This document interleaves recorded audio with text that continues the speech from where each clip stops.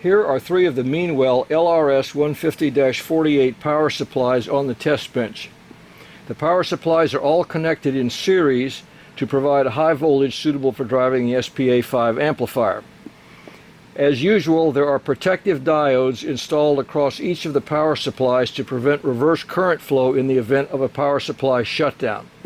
There is a light bulb connected across the output of the power supplies which simulates the load of an SPA5 amplifier as it would be driving an SSQ-ST plasma tube. Each power supply has a voltage adjustment potentiometer. At the moment, these are all adjusted for minimum voltage for our initial tests.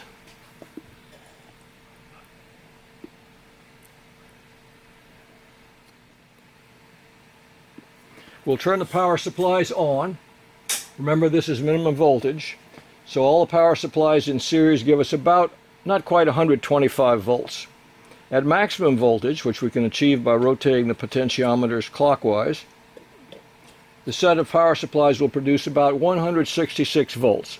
So we can adjust it for whatever voltage we need for the particular tube that we're driving simply by adjusting the potentiometers.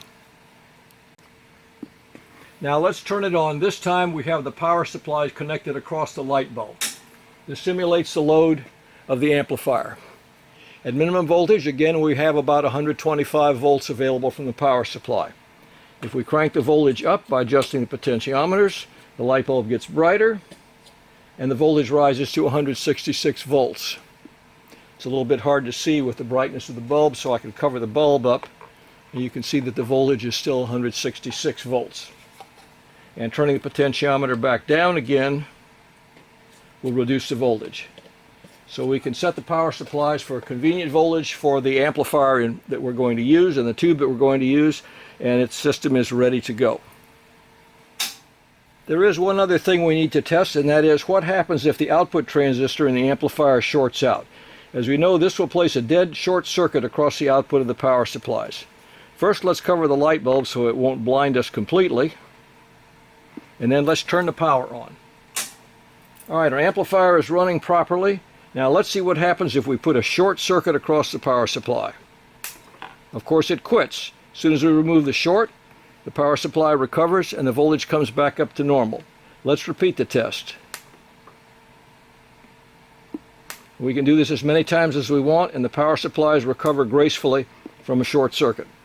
So these power supplies seem to be a very suitable power source to drive the SPA5 amplifier or PA3 amplifier or any other amplifier that we wish to use. These supplies are also usable upon 120 volt power source or 240 volts of power, depending on whatever your main source is.